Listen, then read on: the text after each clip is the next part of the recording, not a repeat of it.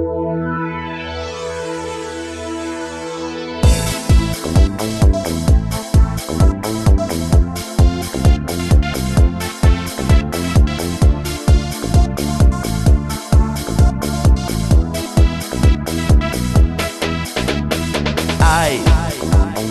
ai, ai, ai, ai, ai, ai, ai, ai, ai,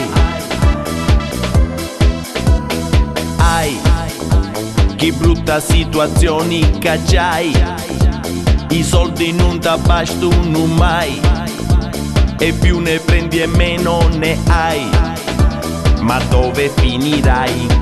Hai 3 chila di bollette tu hai, il medico alle 7 ma sai che per le sigarette non hai €1 una sacchetta. A novembre hai pagato la bolletta di settembre, ma ti è già arrivata quella di dicembre e ti trovi nella merda come sempre.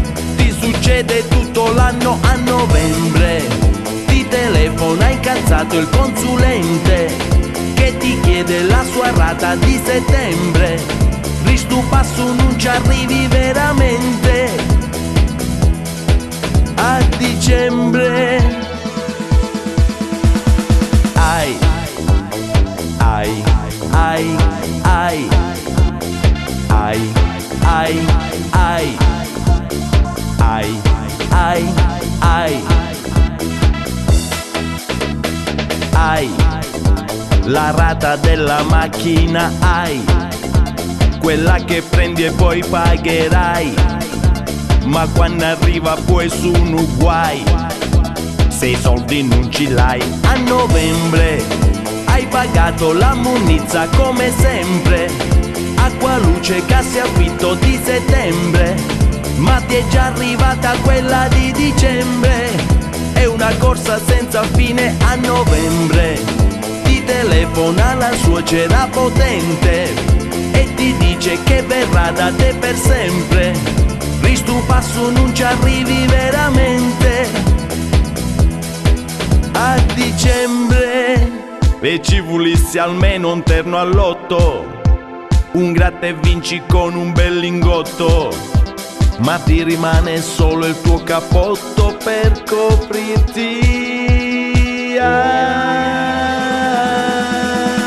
novembre hai pagato la bolletta di settembre, ma ti è già arrivata quella di dicembre e ti trovi nella merda come sempre. Ti succede tutto l'anno a novembre, ti telefona incazzato il consulente che ti chiede la sua rata di settembre. Ristu passo non ci arrivi veramente a dicembre. Ai, ai, ai, ai, ai, ai, ai, ai, ai, ai, ai.